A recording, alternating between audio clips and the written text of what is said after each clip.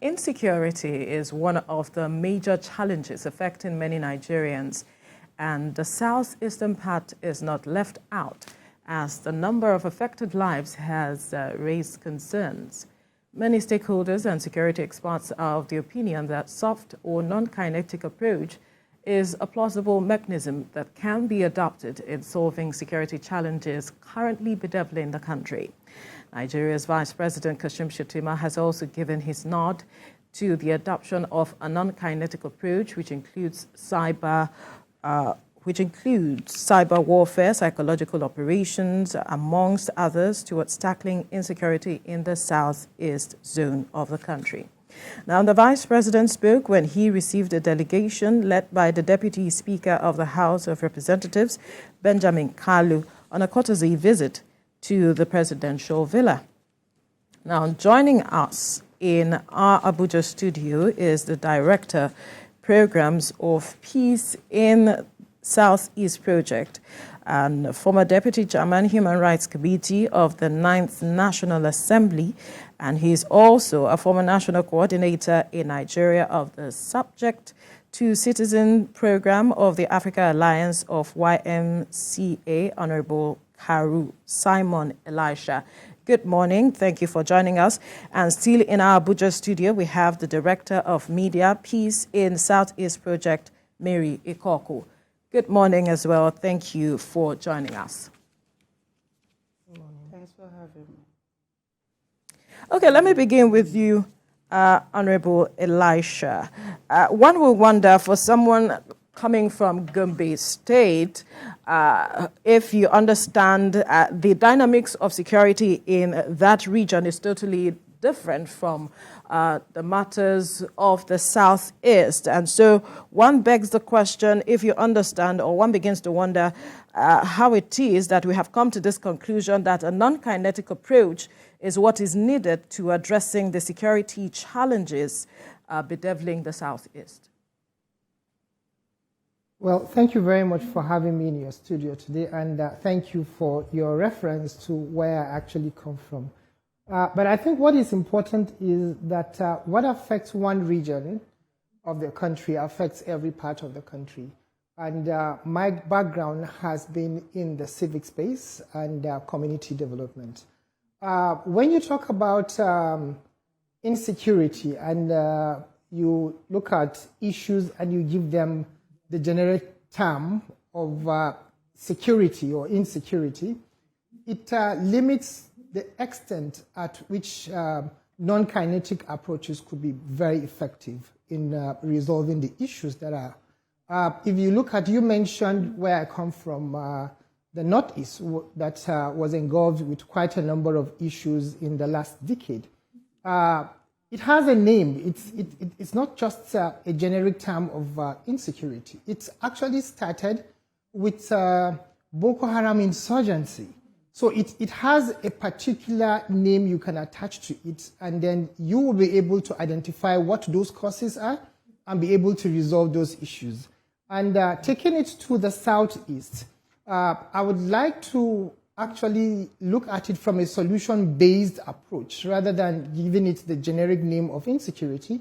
I will look at the issues within the Southeast from an identity-based conflict perspective, since our research has given quite a number of indicators of what has led to where we are today. And it is the lack of response to some popular grievances and some legitimate concerns that have been raised by community groups, individuals over time, that has aggravated and gotten the gravity to become what it is today.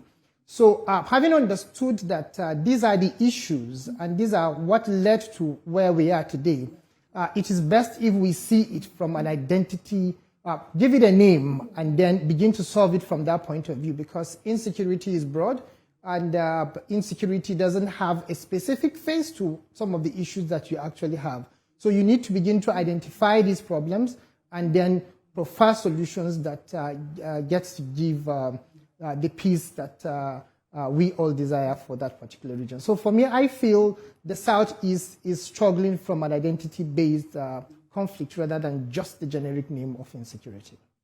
And still with you, before we get to, perhaps dissecting the problems and the solutions, but when you look at, what you're offering, you as a personality, help us to also better understand how your kind of intervention, being a non-indigene, how it could also, bolster some more well-meaning interventions or similar interventions from well-meaning individuals outside the region. Yeah, thank you very much. Sometimes the question is being asked, is it the messenger or the message? And we all belong to an ecosystem, and what affects one part of the system affects everybody.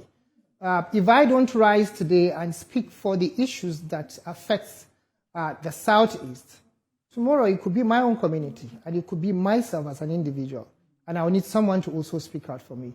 So for me, I feel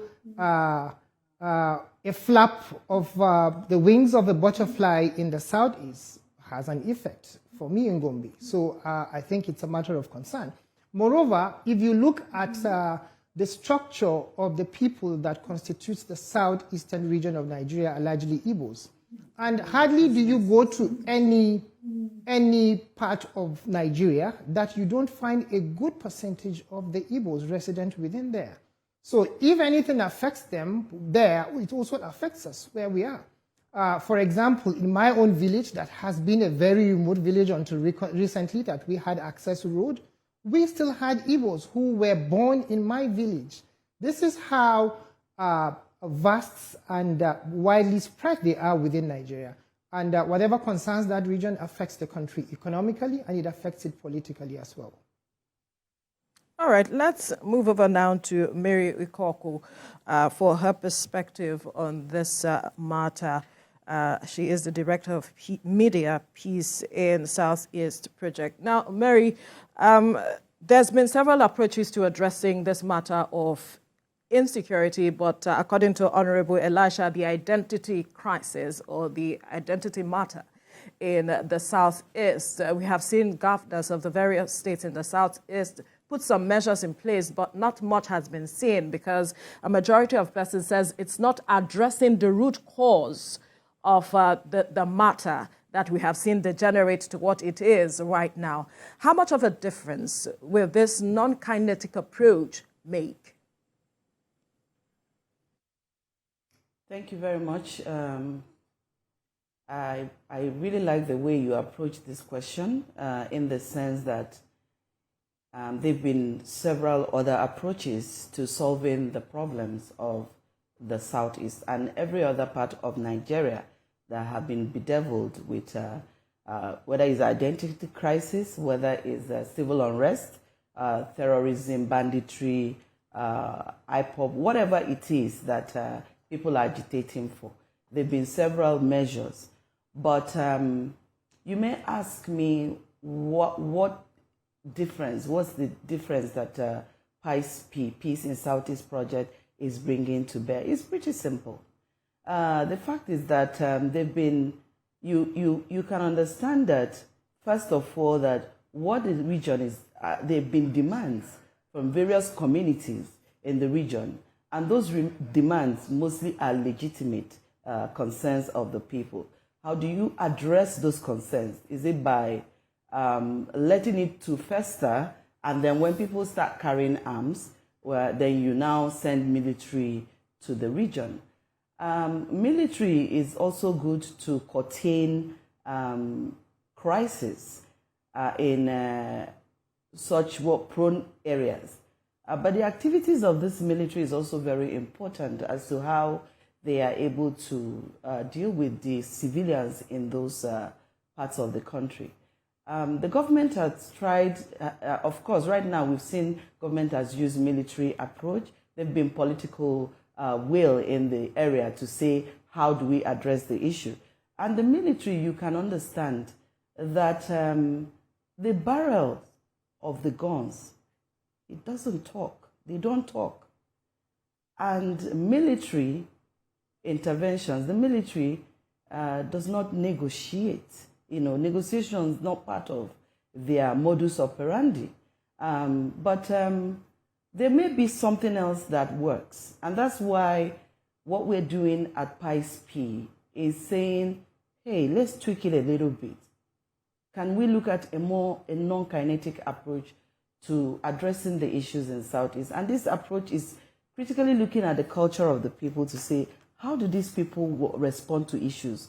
How do they deal with circumstantial happenings like this? How do you now begin to address these people? So I will tell you that an average Southeasterner, an average Igbo man, if you look around this country, they're not afraid to deploy their expertise, businesses, and their endeavors in any part of the country. They are a group of people that are really fearless. They are not afraid to, intern in any place, any space. Even the driest of place, they go there and they can make water in a desert.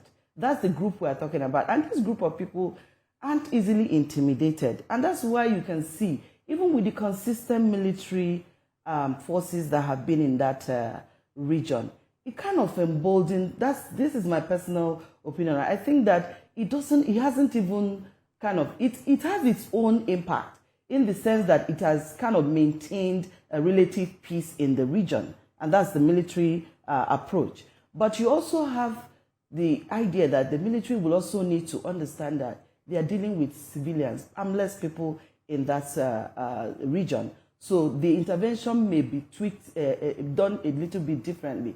And then to say that when you look at the people of the Southeast, the Igbos they are not, an average Igbo man is not easily intimidated. So when you continue to use the force, it also, I think it makes them even, like what you see in the region, you see police being attacked and the military, these kind of videos we see, there are things we are not happy, we're not proud about. And it does not really speak truly about who we are as a people. The Igbos they are peace-loving people, they are industrious people, they are entrepreneurs. And you know that why we are bringing this approach is because of the need to sanitize that section of the country. Because if not for the Igbos, that even outsiders, like my brother here from Gombe State, has business in the Southeast. His business needs to be protected. So if the Southeast is not safe, is dealing with insecurity challenges, his business is going to suffer. So, and that Southeast is is a critical stakeholder in the Committee of States called Nigeria. And this is why the approach Waiting to hear you also mention the activity of non-state actors who are intimidating the people, asking them not to go out a particular day for their businesses, how that activity is also affecting the people. Absolutely. Now, these are some of the issues and why we are saying that peace in the region is what we are clamoring for.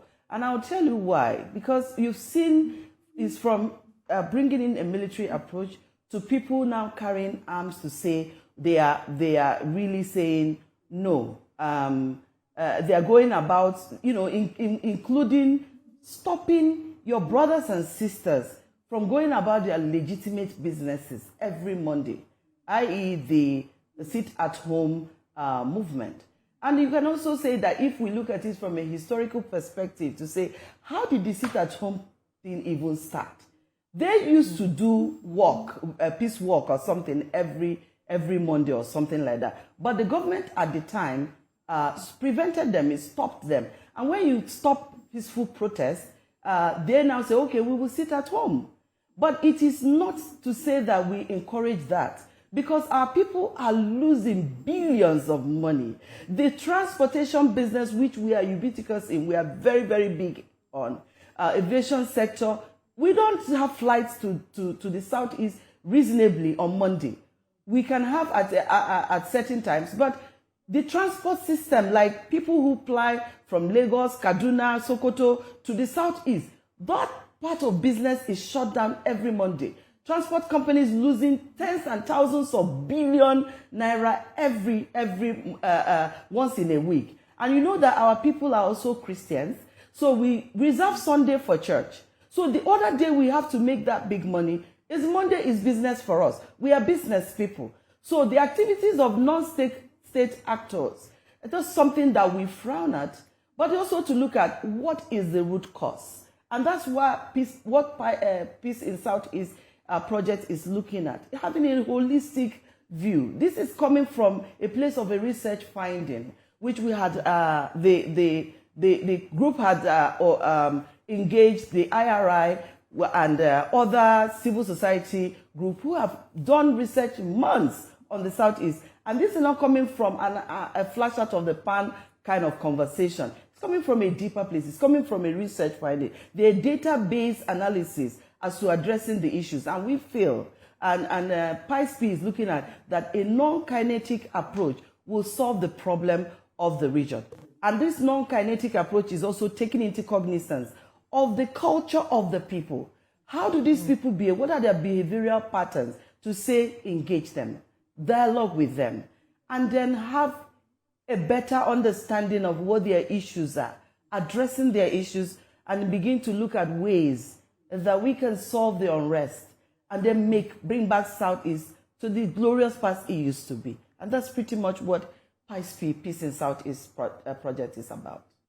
All right, let's come back to Honorable Kalu now. In terms of, and like Mary said, this violence, the current violence, has cost the Southeast, especially the indigenes, especially the residents. But in terms of people saying, analysts and indigenes saying that it has also made the Southeast region somewhat a pariah, even deeper issues now in making the needed or furthering needed political, how will I call it now, political relationships across the divide, that handshake across regions. What's your assessment of the situation and how this non-kinetic approach, if embraced by all, can also help the region politically? Yeah, I think that goes back to what I mentioned earlier. When we continue to look at every situation with one approach to solving them, then we miss out very important issues that requires the attention that the community as a whole needs to give. You see, the Southeast insecurity, as it is today, didn't start with people running on the street with guns or people barricading roads on that. They began with agitations. And some of these agitations are quite legit. And they began to have popular support, and it grew to where it is today. And in resolving such issues, we need to sit and begin to identify what these issues are, begin to solve them. It naturally vanishes whatever insecurity it may has taken the current form that it is today. And that's the reason why PICE is here. For us is to engage stakeholders that have quite a significant level of influence within that region and see how we can use and work with the people that have that level of influence to reverse the issue. What we want to see in the Southeast is a peaceful and prosperous region, which we are not creating it all over again. It was once there. It got broken at some point.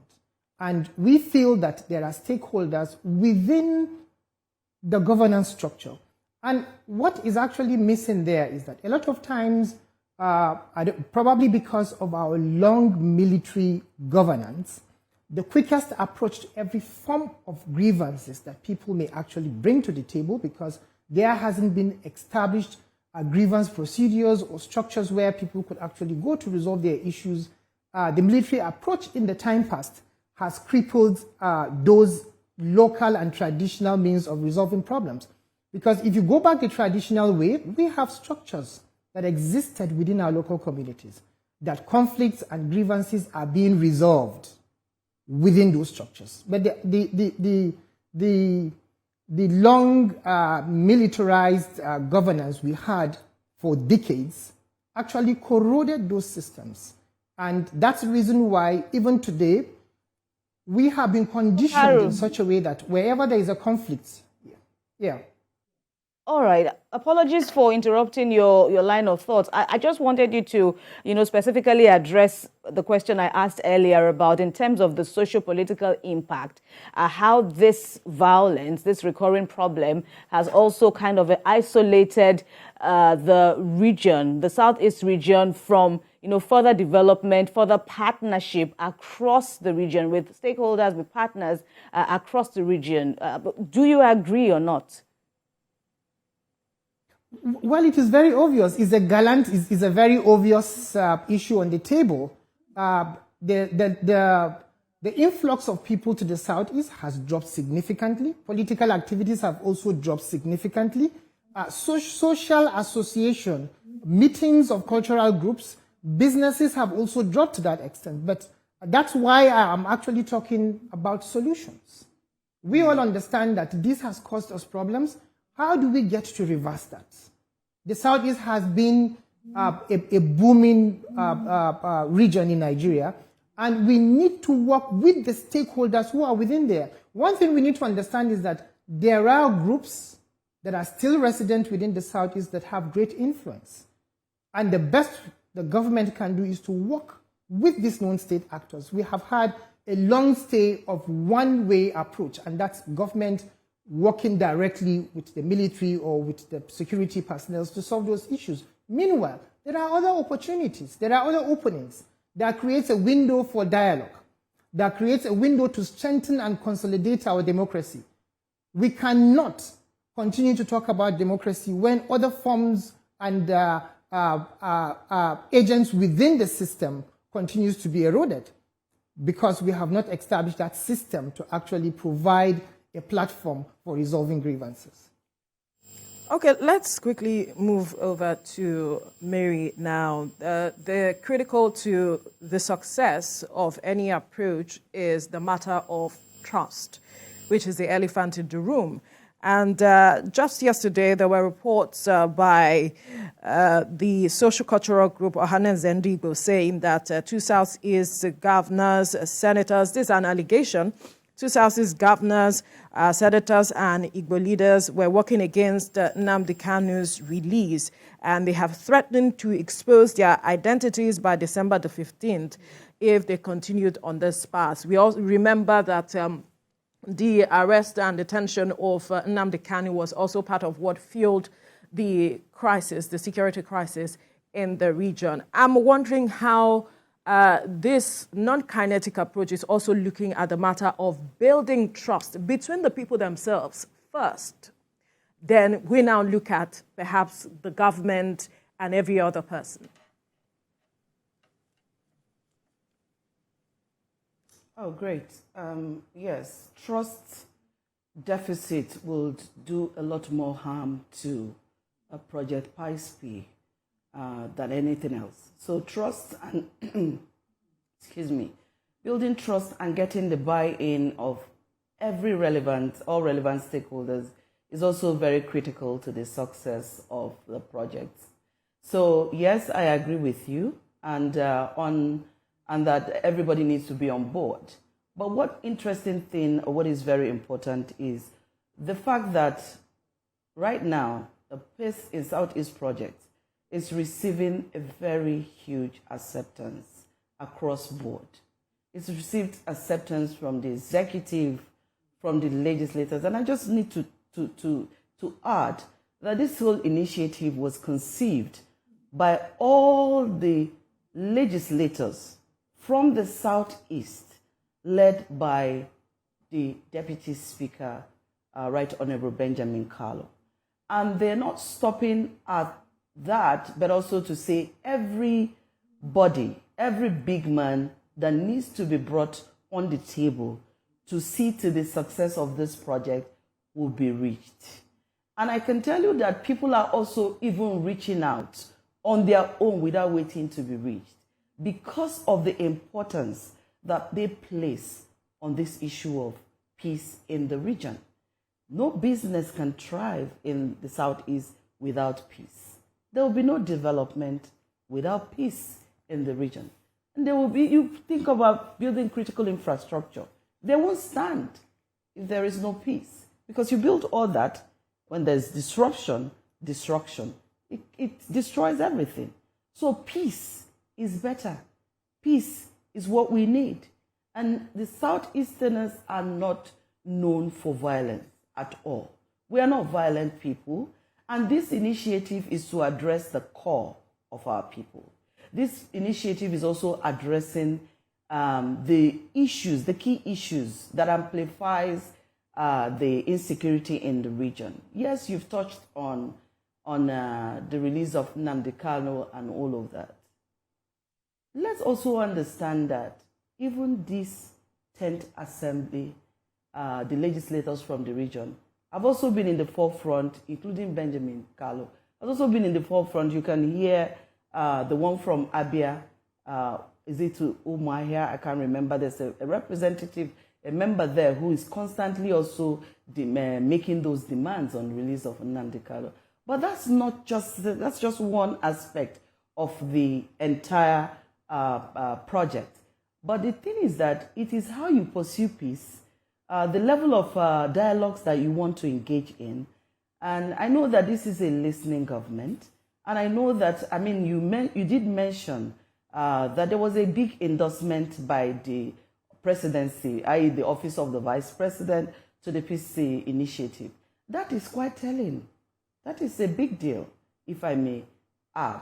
And also say that peace is something that everyone needs. Peace is something that everybody needs and desire. So what will typically happen is that at the end of the day, it is how you run this project, that at the end of the day, everyone who needs to be on the table will be on that table. And to say that what Ohaneze have said, I don't speak for Ohaneze Ndigbo, but I believe that Ohaneze Ndigbo is the apex body of the Igbo society. And I do not know them as a people who comes up to make comments anyhow. The Ohaneze Ndigbo is led by, some of our best men and women. You have the Chief Iwanyanwu and the Secretary General Ambassador Okemuche. These are not people who make sweeping statements. So we will wait for 15th of December to have them mention those names. But Peace in Southeast is pursuing peace. So our mission is very clear. The vision is very clear. And to say, we don't stop people from doing whatever they want to do, but we are saying we need peace in the region. And to say that our collaborative effort, even with the Ohaneze Ndigbo, even with Aka Ikenga, and all the cultural and socio-political group in the Southeast region, and other regions, even South-South, and also working with the governors of the 5 Southeastern states. And these governors have also showed leadership on their own. The first thing they've done is they've held a security summit of the region. So you can see my concern is the matter of suspicion and allegations that are being put forward, how this could hamper the whole process, especially building trust within themselves to ensure the success. Your concerns are very, very valid, I must say. It's also the concern of many other persons. But with what I can tell you, that trust is a very, very important tool right now. But how do you build trust? It's in the accountability of the project itself.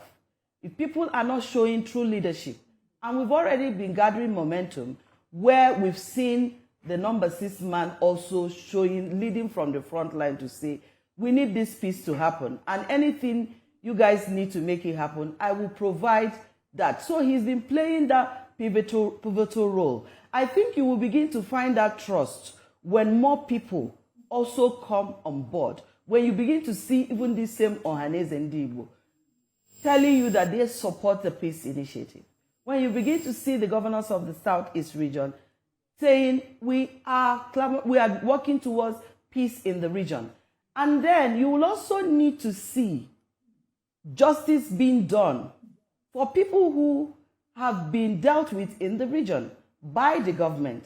People who want to, these are things that key ingredients that build trust.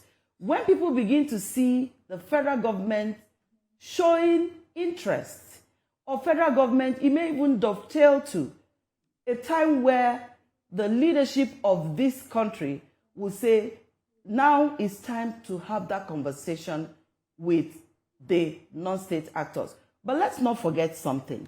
Even in the activities of the non-state actors, we must not also rule out criminalities of some of our people. There are also people who jump on this, the insecurity in the region to permeate their own idiosyncrasies and do things that are untoward in the region, leveraging on the crisis. Those are criminal elements, and the government need to also bring such people to book. We are open to that, because this is where you have a wholesome activity going on. The criminal elements, at the end of the day, if we are able to say, government is saying, Southeast, come to the table, let's dialogue, let's jaw. And then to say, okay, this approach we've used hasn't really worked effectively. We're going back to the drawing board, and we want to have this dialogue with the agitators. We want to have dialogue because we're seeing the impact it's having, even politically. You can see the kind of the election that has just we've gone through. You can see the stand of the Southeast. They spoke with their votes. But hey, you also have a president who have said, at the end of the day, it was very clear that the Southeast, people say Southeast did not vote for the president. But Southeasterners, people from that region, also voted for him. So you don't deny those people. And for the principle of what this is a country that belongs to all of us, you've seen that even at the end of the day, the President Bola Ahmed Tinubu has also said, okay, the number 6 citizen, we give it to the Southeast.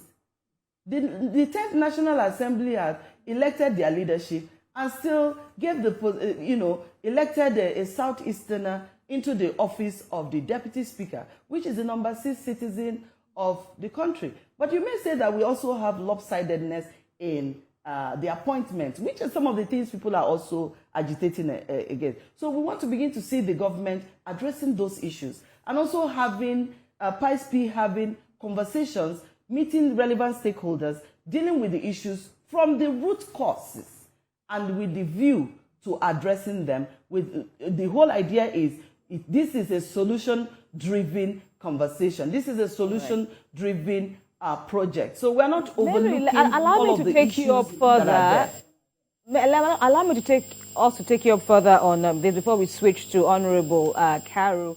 And that is, based on what you said earlier on, the issue of critical engagement with, stakeholders, including non-state actors, so to speak. But then, so what are you doing with the youth and who have, of course, been implicated in, many of this, insecurity issues in the Southeast? How are you engaging them? How are you, at least getting their good side, so to speak? And, on the other side is, or getting their buy-in. I'm talking about the youth, especially those people who have already, felt that perhaps the alternative, resorting to crime, is the best option for them. Also, the issue of Simon Ekpa, that the armed forces have also said is seriously hindering peace efforts in the region. Simon Ekpa, based in Finland, continues, to make, controversial statements and, advocacies regarding what's going on in the Southeast.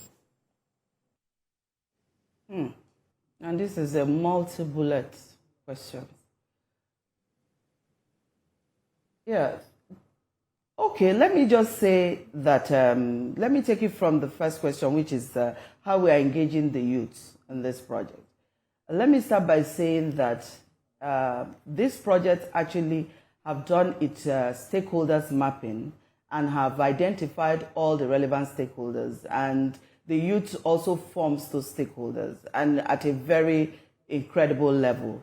And if you look at the room, the research group and the teams that project is working with, you find out that, in fact, 60% is very, very representative of the youth population. I'm talking about 60% of the project team are youth, the young people, Gen Zs, millennials. They are all in the room working towards the success of this project. And then last week we had an X space event, and it was an interesting conversation on space targeted at the youth population. And you found that a lot of the people, including even members of the IPOP, were part of that space event. You could hear their conversations. They discussed extensively. You know that these guys have so much depth on what their requests and demands are. But they also came to that Twitter space or X space with an incredible submission. And you don't wish away the agitations of the young people. But you also have to manage these critical stakeholders in a way that they are carried along. And that's why the 7 or 8 pillars of the 8 thematic areas of this non-kinetic approach of PICE-P is looking at youth unemployment as a tool to restoring peace in the region. So when we're looking at not the education also, we're looking at not just education, the formal sector, we're looking at the informal sector.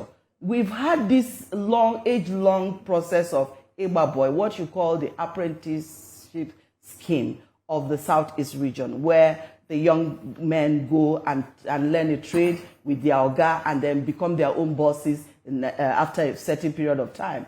PICE-P is looking at reworking that whole process to now mainstream it as an avenue to employment, creating jobs for our youth. Because some of these things have been left and people, embracing other means, which is not healthy for peaceful cohesion of the society. Then secondly, we're looking at another thematic area of PICE-P is culture and tourism, then entertainment industry. Abia State alone, if you know the number of stars from that state has produced, Enugu State, Anambra, Ebonyi, I can't mention their names, but they're tons and, so many stars those states. So we are recreating that creative industry to say, how do we harness the youth population to bring on board for more training, provide more technical trainings in this industry for more young people and cascade them into having them more structured, having a more structured approach to entertainment for them. And PICE-P is looking at building tech hubs in the 5 Southeast region, in the various clans and LGAs within those areas. And this is big deal why we need even the federal government partnership. We need the civil society, and all of the partnerships we are rooting for are because there are these thematic areas that I'm talking about, the ones that are targeted at the youth population. That demographics we're also looking at getting them to get into farming, because farming is not an old person's or middle-aged person's work. We want to also get our youth into the farming system, the agricultural sector. So there are 8 pillars, and then leadership and governance, reconciliation and rehabilitation. These are some of the issues, because we're not looking at, you cannot solve insecurity problem or say you want to create peace out of the blues. You must address the issues and have a tactical action plans in place as to how you want to address. And this is what PICE-P is doing, So bringing that socio-political approach to the issue is key. Mary, quickly on the issue of Simon Akpa, or let me even take that second leg of my question to Honorable Kalu to address. The armed forces saying that in spite of all these efforts to restore peace in the land, Simon Akpa, with his controversial and divisive statements, continues to hamper these efforts. What's your response, Honorable Kalu? Yeah, a quick response to that is that I'm not a military personnel, and the approaches of the military personnel is best to the military personnel. However, my approach is civic in nature, and I would want to quote Queen Reina of Jordan, who said, "You cannot kill an idea with a bullet."